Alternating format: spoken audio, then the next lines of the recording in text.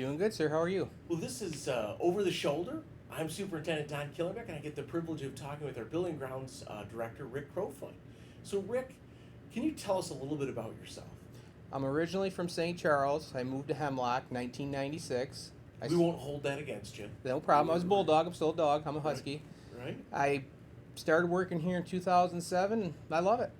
So, can you tell us a little bit about your role? What do you do as a Building Grounds Director?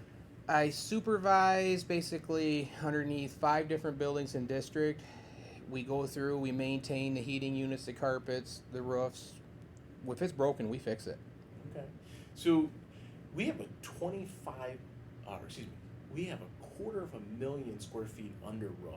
I don't know if people realize that. Big district. And so that you're taking care of a quarter of a million square feet under roof.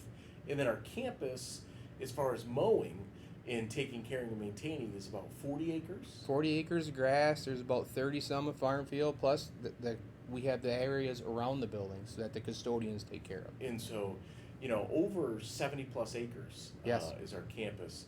Quarter of a million under roof. So a lot to do, and you're a two-man crew, right? Yep. So what are you really passionate about here at school?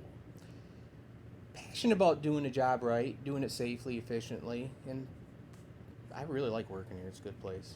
We've seen a lot of great things happen this last 2 years.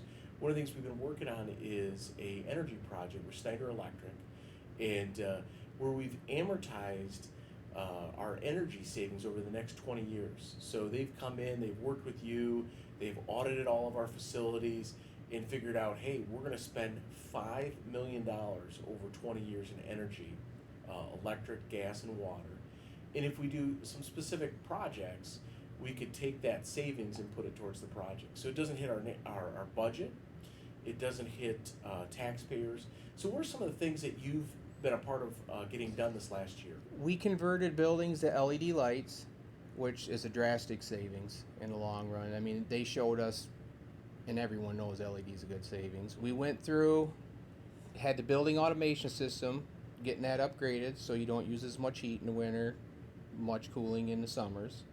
We put destratification fans in the gyms, which actually gets the flow of the air pushing around so that unit isn't heating that gym as much, which they said is a drastic, and we can notice even going in there now, they're cooler going in there. We've had water savings done where they went through, changed our toilets to a lower gallon per flush. Our faucet heads have been changed, which in the long run will save a lot in water. And we've had LED scoreboards and stuff put up through district. Okay. So lots of exciting things from a student standpoint. When they walk in, the lights are going to be brighter, cleaner, fresher. The water is going to be a little bit low flow in the bathroom. But one of the things that I think kids are really excited about, I know parents and teachers and staff are excited about, is our new drinking fountains. The water coolers are actually out of this world. They're really nice. The kids will be able to come up, put their water bottle underneath, fills it right up, they take it away, and it automatically shuts off. So there's another savings. It isn't constantly flowing like a sink would be.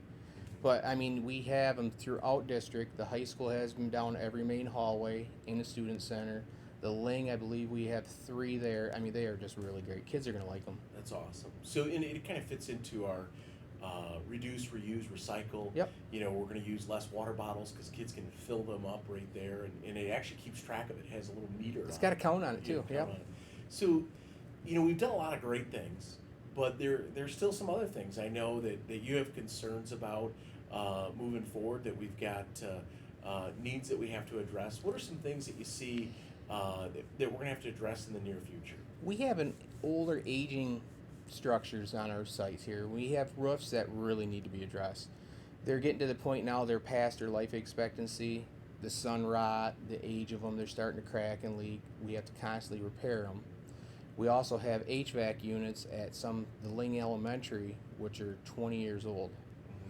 Eventually, those are going to have to be replaced because the heat exchangers are going to give. Compressors, they're just going to nickel and dime the school district just in repairs. Security and technology is another big issue. Okay. Well, everything it seems like we run today, whether it's even our heating and cooling systems, all involve some level of technology and security and are more sophisticated today. I know we replaced some older boilers, and we call them jukeboxes. They look so pretty. They didn't look like they need to be replaced, but inside it was all electronic components. So moving forward, what I've heard from you is we've got a quarter million square foot under roof that the roof's going to need to be taken care of and addressed. We've got some HVAC issues at Ling. I know you had mentioned in the past about some flooring that is aged out. We have some carpets from the early 90s even in district. Okay, That's pretty wore out. We have to address. I know that in the past you've also mentioned even like our we have some 1959 windows. At the high school, they're actually the prime example. If you drive behind it in the courtyard area, you could really see them really need to be replaced. You could hold a candle in the wintertime and watch it blow. Yeah. So lots of great things happening. We continue to keep the facilities clean and neat and ready for kids and staff. But there's also some things that are on the horizon that I know we're going to have to work on and address. So, Rick, you have a wealth of knowledge. And so, this is going to go out to our community. Do you have any advice for, homeowners and business owners when it comes to maintenance? Maintenance is the key. You want to take care of what you have, maintain it, just keep it running until you have the ability to replace it. Until then, you just got to work with what you got. Right. So, a homeowner, with a aging furnace, they need to make sure they're doing their regular maintenance and taking care of it. Yep. And then when it's ready, it'll be time to replace. Well, Rick, it's been great talking with you today. I'm Rick Crofoot, and I'm a Hemlock Husky. Well, hey, it's nice chat.